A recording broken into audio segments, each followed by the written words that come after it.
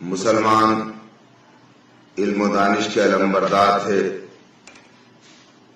Europe دعاؤں کے ہتھیار سے لڑنا چاہتا تھا۔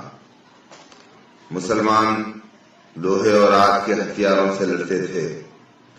یورپ کا اعتماد صرف خدا کی مدد پر تھا، مسلمانوں کا یقین خدا کی مدد پر بھی تھا، لیکن خدا کے پیدا کیے ہوئے سر و سامان پر بھی تھا۔ ایک صرف روحانی قوتوں کا معتقد تھا، دوسرا روحانی اور مادی دونوں کا۔ یہ حال تو 13ویں صدی اور مسیحی کا تھا، لیکن چند صدیوں کے بعد جب پھر یورپ اور مشرق کا مقابلہ ہوا تو اب صورتحال یکسر الٹ چکی تھی۔ اب دونوں جماعتوں کے متضاد خصائص اسی طرح نمایاں تھے جس طرح صلیبی جنگ کے عہد میں رہے تھے، اور جو